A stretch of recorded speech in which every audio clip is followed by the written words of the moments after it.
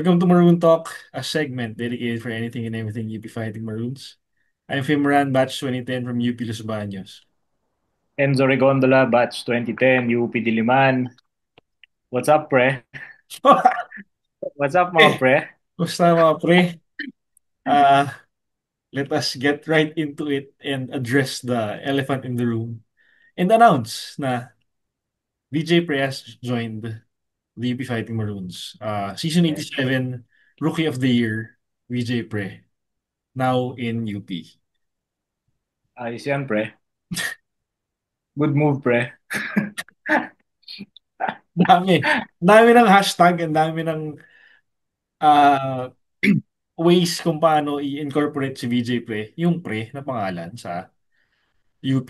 And as we've been hearing it the whole weekend, probably, ang daming ganap, ang daming, we know na the Phil Oil has begun today. Pinoy Liga is ongoing. May isa pang liga yung Alliance, something, something. Ang daming ganap ang team ngayon. Hinahayaan lang natin sila.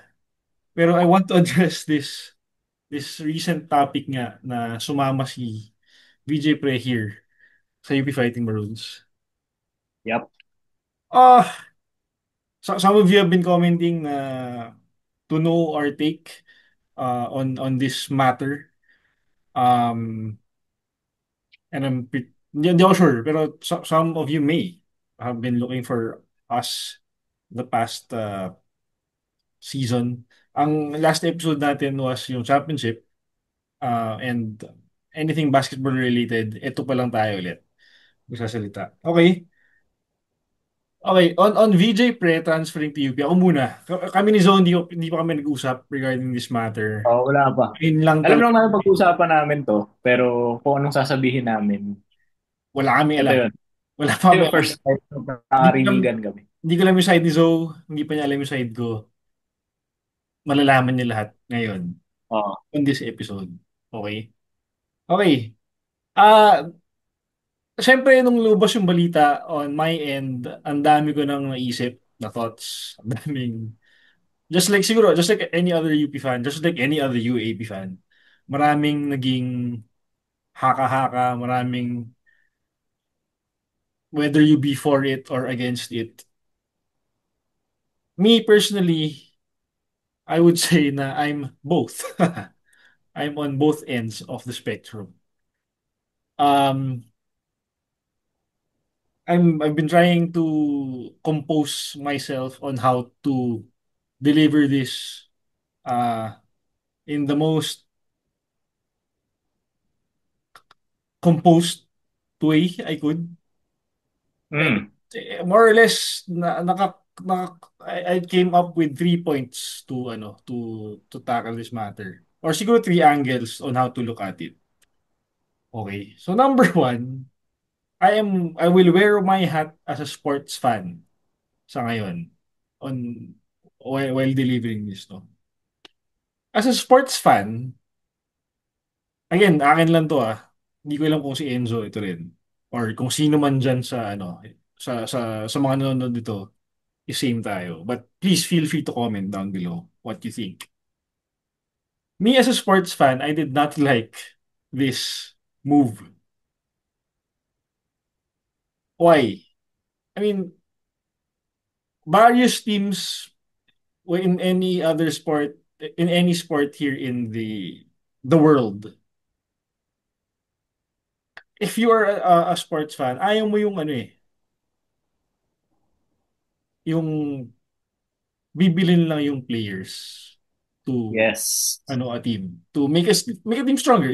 That's the simplest way it could go. For example, Manchester City in the Premier League.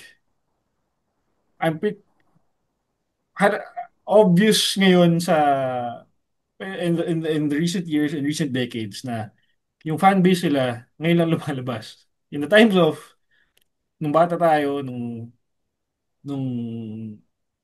90s or 80s, hindi naman hindi naman sila malakas. To the fact lang na binili sila ng bilyonaryo and from there they got the budget and from there they were able to buy players and from there they were able to get success. But then again, hindi rin guaranteed yung success na yun. Ilapit natin sa basketball Zo. Feeling ko favorite ano mo to example. Los Angeles Lakers Yan, 2004. yan. I'm pretty sure any basketball fan could relate to this. In 2004, the LA Lakers got the services of Gary Payton, Karl Malone. Pero pa ba? Sila lang, di ba? Si Kobe Shaq. Brian Russell, Kobe and Shaq to form a team that was supposedly on paper a The team that best. should have won a championship.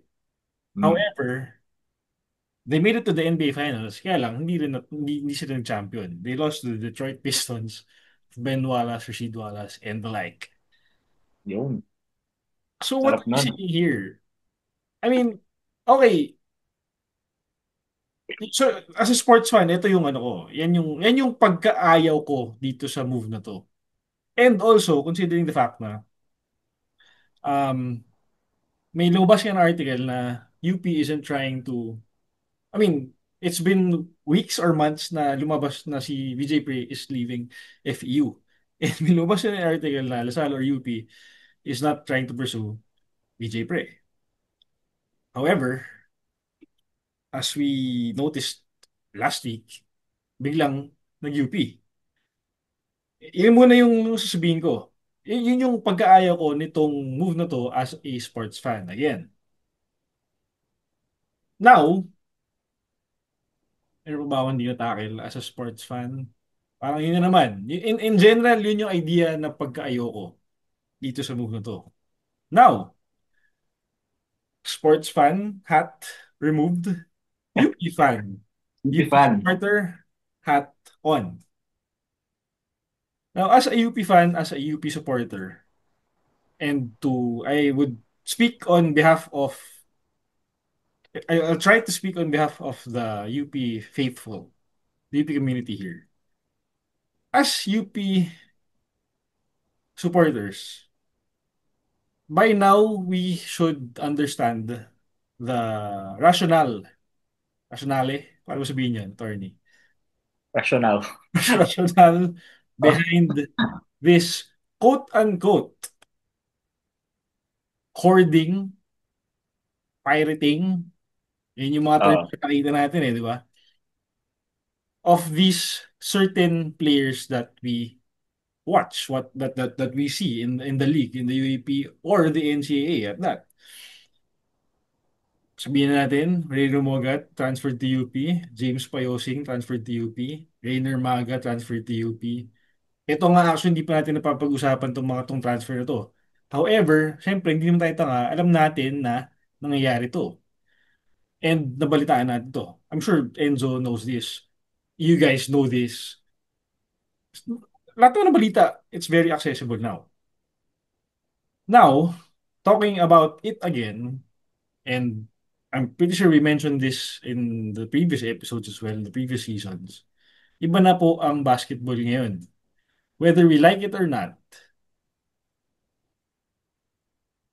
yung paglipat-lipat nito, number one, it's been existent ever since time immemorial. Ngayon lang talaga na-highlight kasi nga of social media. And, Mm. aminin natin, yung mga players na lumilipat sa atin, high profile. Hence, again, na-highlight lalo. Oo. Now, and some UP supporters already know this, some can still seem to understand na hindi na guaranteed po ngayon ang 5 playing years ng isang player. Whether it be any team you play for in the UAP and or in the NCAA, hindi na guaranteed yan. A month ago, I thought na, I was telling my friends, buti nga si Francis Lopez andyan pa sa atin.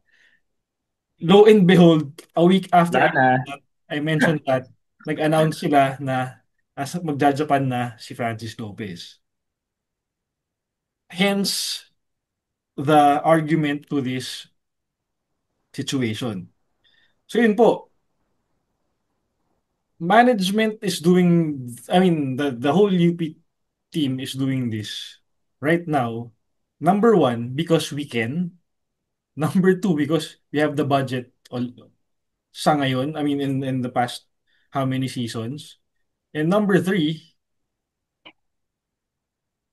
number three, we have the capacity to do so. And in all honesty, baka nga hindi pa UP ang may pinakamalaking budget when it comes to recruitment in the UAP. Mm. Pero aminin natin, merong pera dyan. Merong pera dyan. Which brings me to my third point. As I mentioned na hindi na guaranteed ang 5 playing years sa UAP because mainly of foreign opportunities for our players, whether it be UAP or the NCAA, to play abroad. Again, if you are a player, a basketball player in the Philippines, getting an offer like that, hindi naman yung mga Japan, Korea, or ever na offer, hindi naman yan PBA level na offer financially eh. May pera yan na baka hindi mo na yung offer na ibigay sa'yo, baka hindi mo na makuha yan in any other Ever. time of your parang in any other, wala ka ng chance makuha yan again in your lifetime. So, for me personally, yung mga ino-offeran ng naglaro pro sa Japan or Korea or wherever they may be, no-brainer talaga yan na dapat tanggapin ng player. Whether you Okay. be a pro right now, a college player, or kung anong level ng ano mo, tapos offeran ka ng ganyan, it should be a no-brainer. Kasi nga, bakit ka ba naglalaro ng basketball in the end of it all? And when you become a mature person and you get a family of your own, para kumita ng pera, di ba? Para gumanda yung buhay mo, para mapalaki yung mga anak mo ng magandang buhay. Yung family mo, parents mo, ganyan. Mm. Again, which brings me to this third point na in this economy right now that we have, in this blessed Philippine economy, huwag na nating bullshit. May pera na in-offer dyan. And hindi lang in-offer ng UP yan. Even Lasal, Ateneo, whichever UAP NCA school na i-recruit nila, meron ng offer yan ng financial. So ikaw, lalo na kung, hindi ko sinasabing mahirap na pamilya sila BJ. Pero again, which brings me to my argument na, ikaw ba kung offeran ka ng ganong klaseng pera, aayaw ka or hindi? I mean, aayaw ka ba? Para, parang yung hindi, wala na yung option dun eh. Yun yung ano ko, sa ganda ng buhay natin sa Pilipinas ngayon, hindi po ba? Napakaganda. Why would you reject that type of money? And I will leave it at that first. I'll let Enzo do his side. Yun yung 3 points ko po, mga kaibigan. Go ahead, Zoe. Ang ano dyan kasi, yung, tama naman, yung points na ni-raise mo. Ang, siguro parang naging ano nga siya yung nawawala yung spirit of collegiate athletics na, alam mo yun, dapat school pride, school spirit yung namamayagpag sa mga players na yan. Ngayon, tapos biglang recruitment left and right, transfer from one college to another, left and right, na kahit na wala namang issue dun sa pinanggalingan nilang school, bigla sila nililipat, di ba? Na, alam mo yun, ang hirap di isipin na rookie of the year ka, ang laki ng role mo sa team, mahal ka ng team mo, mahal mo yung team mo, tapos lilipat ka school. Parang, nung nabalita pa lang na aalis si VJ ng FEU, medyo ano na kagad eh, makaka-raise kagad na eyebrows eh, di ba? Bakit? Anong problema? Eh, okay ka naman dyan ah, as a player. Maganda naman yung FEU program as a whole. Diba? I mean, hindi sila ganun kagaling ngayon, pero umaangat na sila ulit. Parang bakit bigla kang aalis dyan? Na, yun nga, nagiging, ano siya, nagiging negosyo na to a certain extent. Not just for the schools, but also for the players, for their families.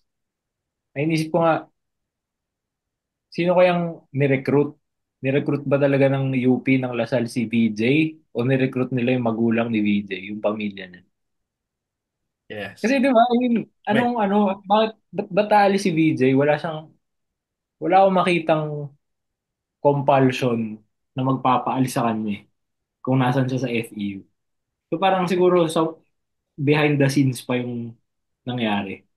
Hindi mm, necessarily si VJ yung ni-recruit na niligawan ng schools, 'di ba? So medyo kawawa din siya kasi naiipit siya sa ganitong situation. Pero yun, nag-decide na siya. Kung siya nga talaga yung nag-decide na pumunta UP, 'di ba? Hindi natin alam. Yung sa ano naman, yung sa reports, 'di ba, may report yung, hindi ko maalala sinong nag-report nun eh. Yun nga, yung UP and Lasal will not pursue VJ. Tapos hindi ko alam kung inedit ba nila yun or something. Pero nung chinek ko kanina, ang nakasulat na parang hindi nila i-recruit until umalis siya ng FEU. Parang ganun. mm, So, nung umalis na nga siya, tsaka siya niligawan lang, parang ang inisip ko doon, ba't parang ang bilis? Na siguro, ang nangyari, speculation lang to, hindi natin alam kung ano talaga yung nangyari. Pero siguro, nung in-announce na yung pag-alis niya, saka sila dumiretso kay DJ na doon nila kinausap. Pero before that, baka yun nga, baka kinakausap nila yung pamilya, yung magulang. Hindi ko alam. Baka ganun yung nangyari. mm. Ah, yun nga, hindi ko alam kung ano talaga yung sinabi ng UP. Kumbaga, meron ba talagang firm commitment na hindi namin i-recruit si VJ, period. O hindi namin siya i-recruit until officially wala na siya sa FEU. Parang magkaiba yun eh, di ba? Oh, Kung yung una, yung nangyari talaga, yung statement na we will not recruit VJ, tapos biglang bulaga na may ganyang balita. Ang pangit talaga tignan. Parang, lahat, lahat naman ng teams nagre-recruita ng players ng isa't isa. Pero parang sana merong ano yun, honor among thieves, di ba? Merong statement eh, di ba? Na parang, nasa na yun? Saan napunta yun? Kung ganun nga yung nangyari. Again, sila lang naman makakaalam ng tunay na mm. actual facts ng nangyari dito sa recruitment na to kay VJ. So, sila lang makapagsabi. Unless may report na dyan na hindi ko pa lang nabasa. Pero yun, medyo pangit nga tignan. But as a fan of UP, yun nga, mawawalan tayo ng players eh. Kumbaga, at least kung papasok na si VJ sa team, mafe-fill in na yung holes na may iwan ni Aldous, ni Francis. Francis. Francis lalo, di ba? Sobrang laking role niya eh. Hindi man next year, pero in the coming season, ano ba, 89. Nine, oh. O season 89, dun siya papasok. It's a basketball move. At the end of the day, yun eh. Um, it's a move na ginawa ng team para maging successful. Kung hindi kaya yun ng gawin ng ibang teams, edi get better. Oh, Get good, di ba? Yun nga sinasabi. Galingan nyo kasi. Galingan nyo. Kung ayaw nyo sa method na yun, sa kalakaran na yun, ngayon, ibang usapan na yun. Kasi sa laruan ngayon, hindi ka mananalo kung hindi mo yung gagawin eh. Kung maglaro ka malinis lang, di ba? Parang tumakbo sa eleksyon tapos puro ka plataforma lang, di ba? Wala kang kahit konting sayaw-sayaw o kanta-kanta. Hindi ka mananalo. Ayaw mo man gawin yun, kailangan mong gawin, di ba? Yeah. Parang ganun lang din sa sa UAP, sa basketball. And I guess sa ibang sports din, di ba? Kung gusto mong manalo, kailangan mong gumawa ng mga bagay na ayaw mo naman talagang gawin. Like ito, kumbaga, naisip ko nga dyan, nung makikita ko yung reaction ng mga tao, parang, kala ko ba UP Honor and Excellence? Nasaan na yung honor sa ginawa natin na move na to, parang mawawala yun, di ba? Pero yun nga, kailangan mong gawin eh. Kung gusto mong maging successful, parang pili ka. Pili ka, maging matuwid ka talaga na 113 every season o manalo ka in a way na ginagawa ng ibang teams din, mga Ateneo, Lasal, UST, ganyan. Yun, I guess, yun lang yung naisip ko, yun lang yung thoughts ko dito sa move ni VJ sa UP. Mixed emotions din, like most of us, I guess. Pero kailangan siyang mangyari. It's part of the game. Live with the consequences na lang. Yun. And don't get us wrong, at the end of the day, we are happy that DJ Pre is wearing maroon. So ngayon, Oo naman. if VJ, if you're listening to this, huwag kang mag-alala. You still have our back. We still got your back. And we're very much happy to have you here on board. So nung pumutok yung balita, ang naalala ko na lang ulit is itong age-old saying ng mga taga-UP na UP is a microcosm of Philippine society. Oo, tama. Yun na lang Di talaga ba? ang naisip ko. Perfect example, itong pangyayaring ito. Oo, yun talaga yun. Tignan nyo na. Di ba? Sakto, yung sa last na sinabi ni Enzo na it's either you evolve or and adapt or you die. Eh, siguro hindi lang sanay talaga yung mga UAP fans na UP ang nangunguna in terms of evolving in this type of basketball era that we are in right now. Kasi nga sanay tayo na Kulilat UP, ganyan-ganyan, talunan. Pero tayo yung nasa tuktok ngayon and we are doing our best to stay on top. That yung ibang school siguro hindi pa na embrace na ito na yung kailangan gawin para manalo ngayon. Yes, of course, yung loyalty will always be there. The loyalty factor will always be there in the UAP. However, sa ngayon, does it really get wins? I mean, I for one, if kaya kong maglasal my whole life, I would have done it. Si Enzo rin siguro. If we would have done it. However, we saw things differently. So, kaya kami UP nung college. Kasi feeling namin, mas, ibang konti yun. But, di ba, I mean, if you would, ideally, in a perfect world, stay in one place your whole life and be successful with it, why the hell not? Di ba? Then again, Oo. things don't work out how they should be all the time. Kaya minsan kailangan mo mag-adjust. Okay, yun lang yun. Maganda siya on paper, honorably, ethically, loyalty in basketball or wherever it is. Yes, sobrang ganda nun tingnan. However, it doesn't really guarantee success. And that's how life is. Life is unfair. So wala tayong gagawa dun. It's either you adapt or you die. Tsaka, ang ano din, kasi yun yung ano eh, yun yung parang reputation ng UP ngayon, di ba? Mga poachers, Villains. recruit sa ibang schools, di ba? Ang kaya namang gawin ng UP talaga dyan, i-develop yung juniors program. Yep. Kasi yun talagang nasa kamay nila eh, di ba? Yun yung nasa control ng school na, oh, tama, yung grassroots program natin, improve natin. para homegrown yung mga makukuha nating talents. Tulad ni Aldous Mhm. na moved on to greener pastures, di ba? Kasi kaya naman, Yep. kung gusto talaga natin na ano, makakuha ng magagaling, edi simulan natin sa high school pa lang, elementary high school. I-develop natin doon. Tapos piliin nila yung UP. I mean, I'm sure sa ngayon, pipiliin talaga nila UP kasi maganda na yung program eh sa seniors. Parang, di ba, kung maganda yung juniors mo, made-develop mo yung loyalty.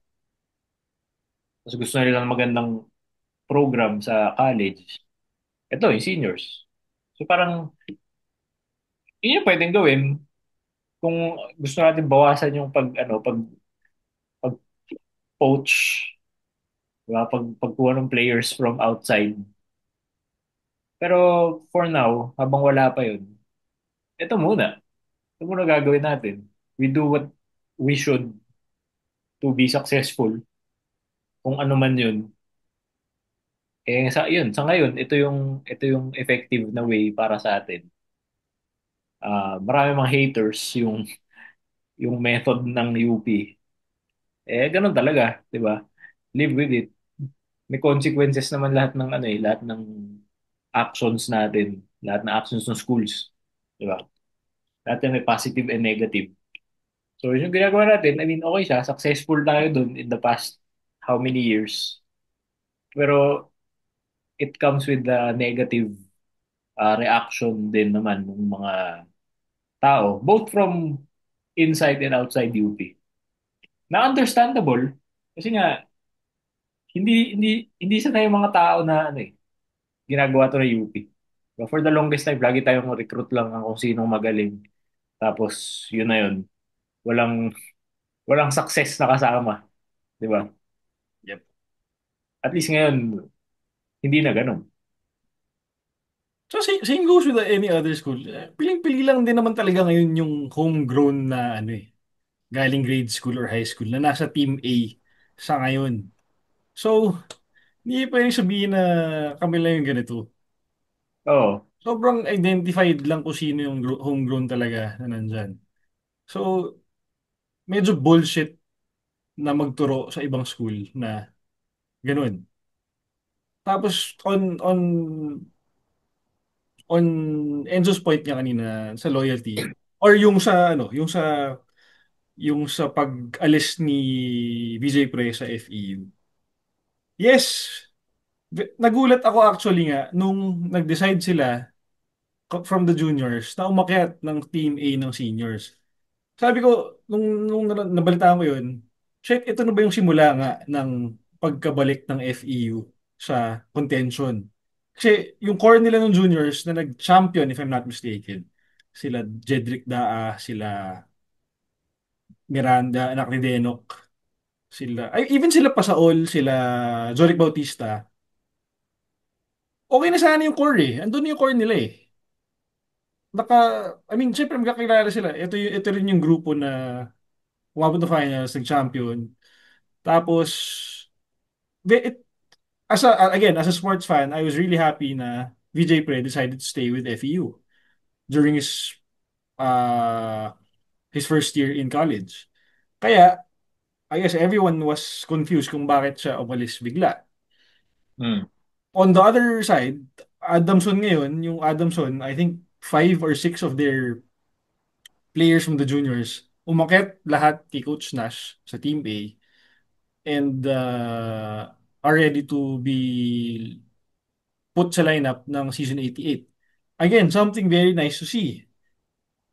Again, in an ideal world, that would probably be something that could be done. However, yun nga, hindi siya all the time gagana eh.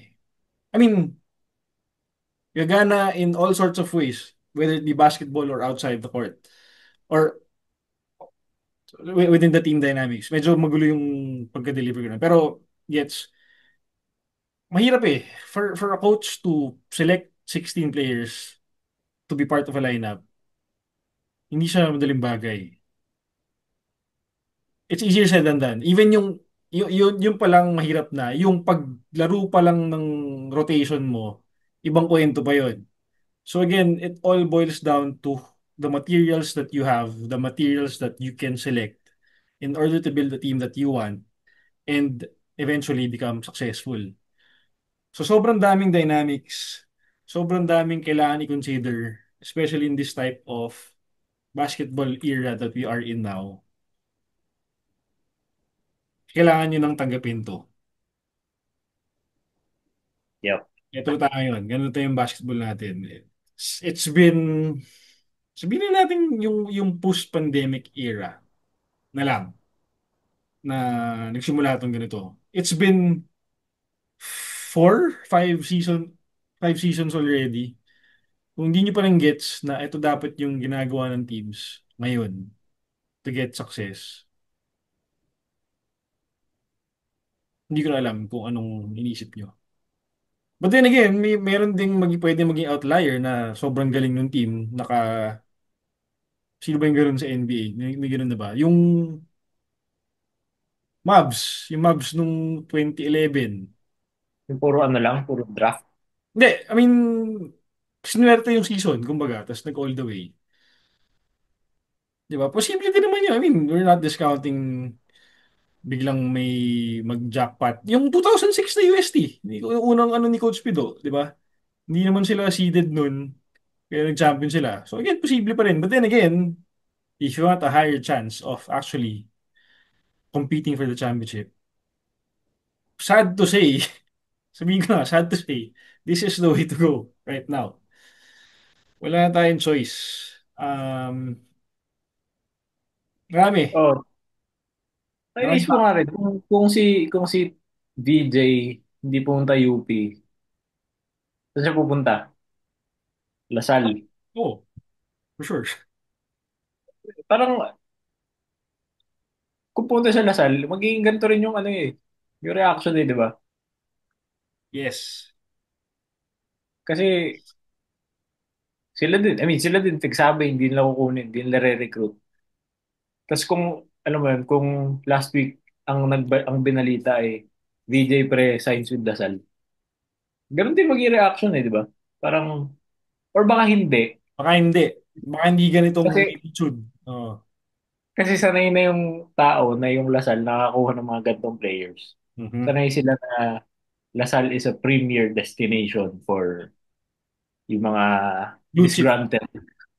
disgruntled blue chip recruits, di ba? Baka ganun lang. Pero, sure, meron ding negative press na makukuha yung Lasal. Siguro not yun nga, not as bad as UP did here. Pero meron. Yes. Yun. Yun po ang aming mga saloobin on this matter. Again, DJ Pre, we are welcoming you with the most widest open arms that we can. We could here in Diliman. So maraming salamat for choosing UP. And as long as si Coach Gold yung coach mo, I'm pretty sure na makikipagpatayan ka sa court sa Kayang-kaya. para sa school. And again, we're very much happy to have you here on board. Thank you very much for choosing UP. Hindi pa ata natin siya nakikita with the team. Ewan ko lang. But yes, same goes with the others. Sila James Payosing, Rainer Maga. It's gonna be an exciting couple of seasons again for us. And you know what? Hindi pa yun. Hindi pa tapos yung mga surprises na maririnig natin, Oh, meron pa mababalitaan yan. natin. Whether it be in the coming months, the coming weeks, the coming Ilang buwan seasons. pa eh. Ilang buwan pa bago mag-start yung season. Kailan ba start? Mga Uh, October yan, di ba? di ba September, September? October. Oo, ganun, ganun. Mga ganun. So, 4 months pa. Update, yan, yan. Fuel oil. Tapos magko-Korea pa, ano yun, mag-Serbia pa for sure. Japan. May Japan pa nga pala ngayon sa August. Ang And, init nun. Sobrang init sa oh, Japan nun. doon nga kami nun eh. Hindi ko, makapag-shorts na ako sa Japan. Sa wakas. Ayan. Mm, so, anything Yun. else? Wala naman. Kailangan lang nating maging receptive sa ginagawa ng team. At tanggapin lang natin na ito na ang way to go moving forward sa basketball, sa collegiate basketball dito sa Pilipinas. Ah, tanggapin na rin lang natin ng iba, ng others na ang UP ay ano na, destination na din siya. Huwag na tayong magulat kung yung mga umaalis ng ibang schools nagta-transfer sa UP. Kasi maganda na sa UP. Yun At lang. sa mga haters, explain pa ba namin? Ilang years na tayo nasa finals, dalawang championship. Yung isang championship na sinasabi niya na hindi kami nagtagal. Ito, buong season na kami champion. So ito na yun. Again, yun na nga. Siguro naman natanggap niyo na. Nabawasan yung haters natin after nung championship yun, di ba? So, malamang natanggap niyo na legit itong program natin, whether it be from UP or not.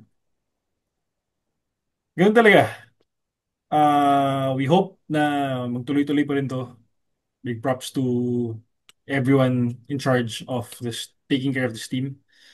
Thank you for making us believe, as I've always mentioned. And yeah, marami pa tayong makikita. Watch the games. Ang daming games. Kung nabitin kayo nung postseason, ito sobrang daming games ngayon ulit. So manood lang kayo. Please like and subscribe. Check nyo lang yung Facebook page ng amin, tsaka yung UPMBT, of course. And Yes. host ni Enzo, very quickly. So, So, June 11, Vault Green Hills. Let's Vault In, yung pangalan ng show.